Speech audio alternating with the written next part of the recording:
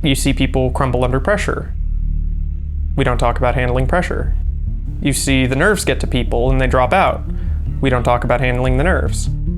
People get frustrated and burnt out and want to quit. We don't talk about the frustration and burnout. Your emotions fuel you. They can push you forward. They can hold you back. They are a force. And so the goal is to aim them. How can you take your competitive drive and keep it healthy, pushing you towards better play and also more enjoyment?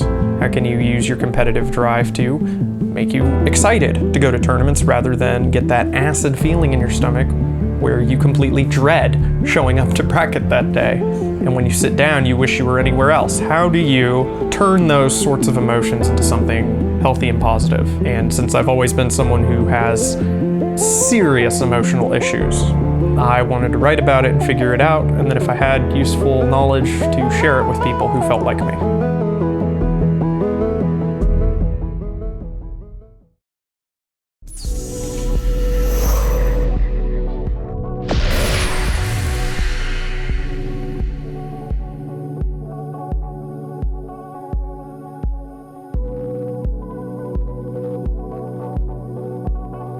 When I was much younger, I was super excited, always happy.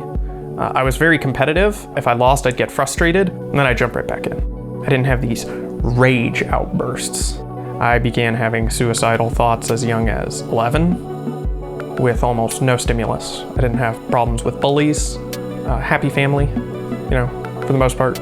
Every family gets into it a little, but we were pretty good, and I wasn't. Video games were a great way for me to feel kind of a shortcut satisfaction. There's something really incredible about a video game's way of scaling and giving you a challenge that you can defeat. Unlike the real world, you can reapproach your game's challenges.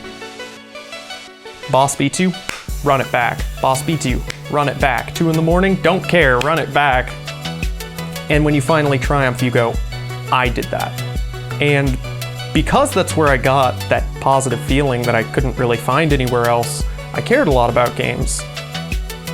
For a long time, I cared entirely about the game, and I did not see myself as the channel through which the game was played. I didn't think of it like that, so it didn't occur to me that working on this would help that.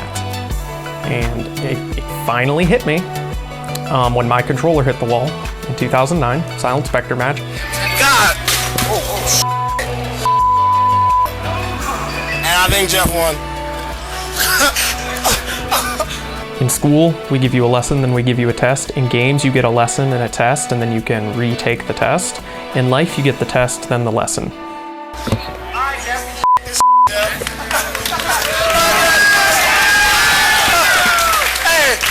Hey, Mango, you jumped. I realized that no matter where I went, I could never, ever be good enough for myself because I wouldn't let myself.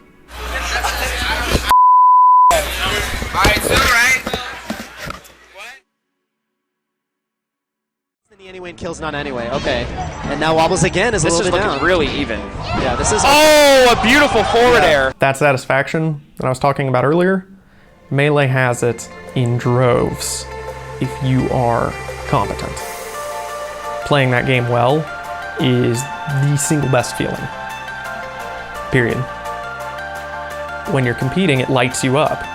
It demands that you be present, and being able to be present is the antidote for depression. It says, be alive, be awake, be here, right now. Play. For the Wobbles! For the Wobbles! Wobbles is going to top 8 winner side. Wow. Major upset. Is this what you wanted from Evo? 3 ice climbers! Nice setup. Nice setup. So sick. He's basically it. Oh, he got it! He got it! Wow! You push yourself up to the boundaries of your strength. And once you are strong, you go right up to the boundary again. And you push, and you push, and you push, and you push. Down to his last stop, perhaps. Winner side. So the perfectionist that wants to be the best pushes himself up to the boundary, except it's an electric fence. And instead of being satisfied, you go, because I could do it, it wasn't hard. doesn't matter. That right there is the thing that I need to be able to do. 3-1 Mango has come all the way back from loser's bracket, put there by Wobbles. But the downside is you never feel like you ever did anything. And that sucks. That sucks a lot. And I did it to myself, but I had to figure that out.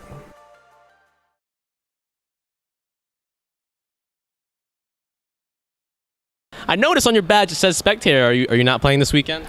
I'm here to commentate, to hang out with people, and have a good time.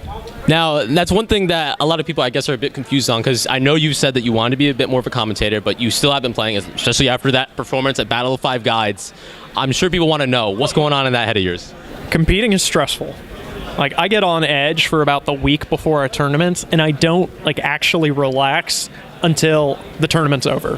Commentating is a lot more relaxing. It's more social. I get to be part of the scene, sit down and talk to people. I don't have to worry about my condition. I can just ditch the tournament for lunch halfway through and not worry. Are you saying you don't really have that drive to compete anymore? Is that what's going on, or? I like winning. Okay. And I probably have more of a drive to compete than I actually want.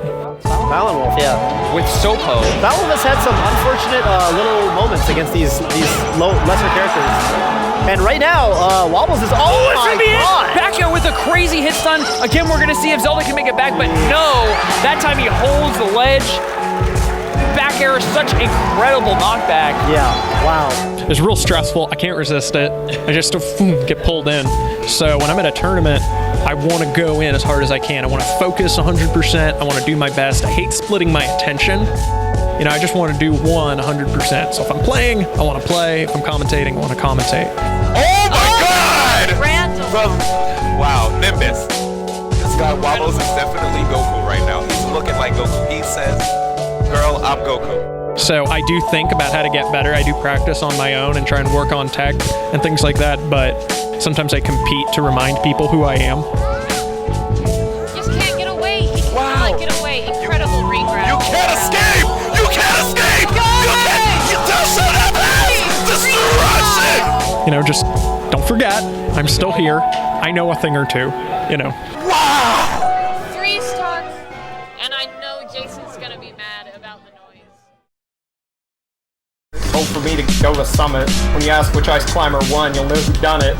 Me, Wobbles, the Phoenix, from AZ, and TX. Don't be lazy. The only tears I stress about are the ones I generate in my opponents when I mess about. We're gonna be celebrating all these votes I get. I may not be from Sweden, but I can snipe it. Complaining about my character, but all I hear is Johns. I'm an old school melee player. Faces, get off my lawn. Alright guys, that's the wrap. That's a wrap, literally. There's your wrap. There were certain factors that were kind of making me a little nervous, but it's nothing I haven't dealt with before. But I just noticed when I got here that I was shut down. And I just went into this huge spiral of negative thoughts over the past couple days. And anyone who sat and played friendlies with me could tell you that I was not really myself. Or I was myself. Old myself. Every mistake, just a massive blow, just a denial of satisfaction, and it made me angry.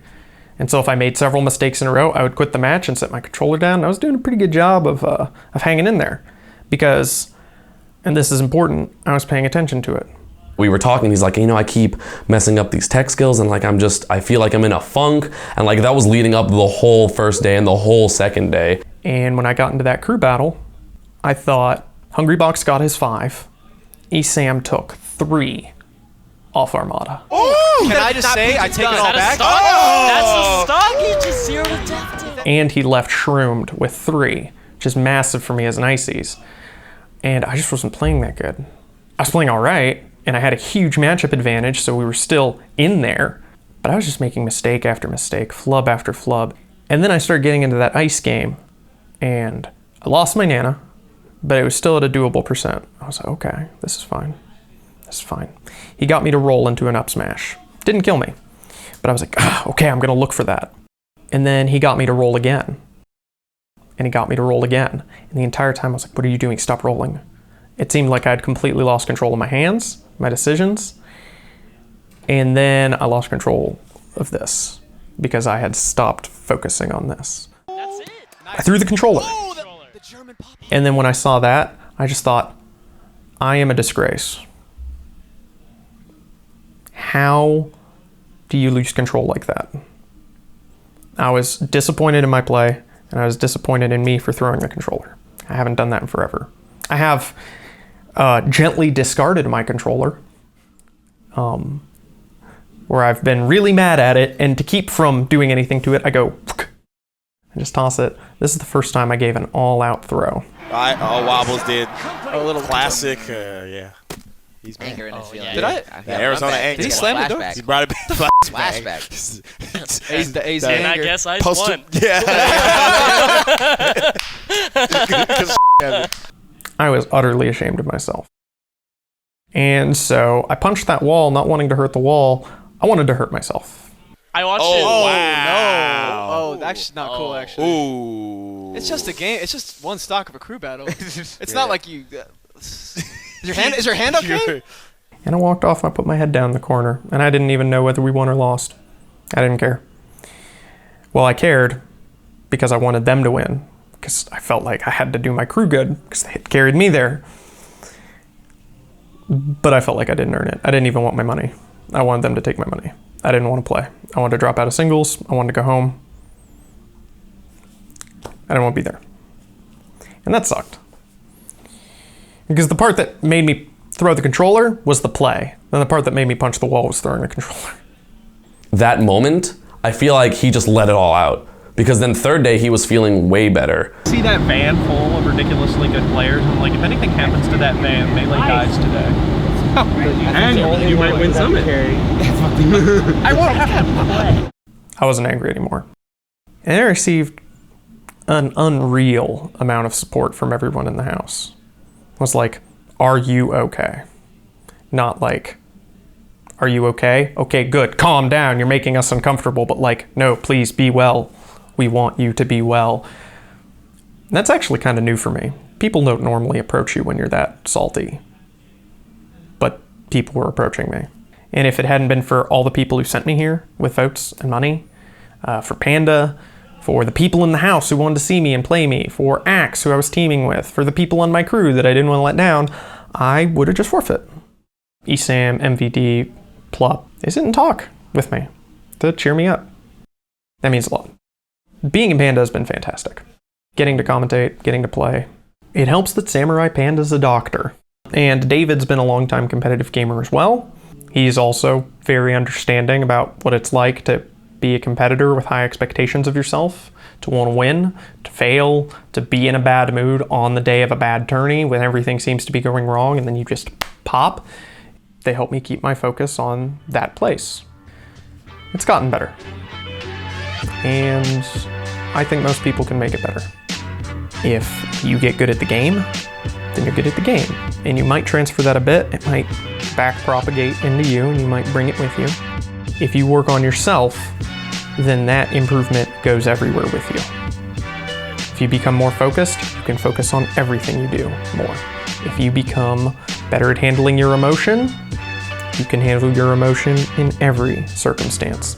It's all something you use to improve you to go forward. If your venue for it is Smash, school, math, programming, whatever, and you take it with you everywhere you go, then everywhere you go becomes a little better.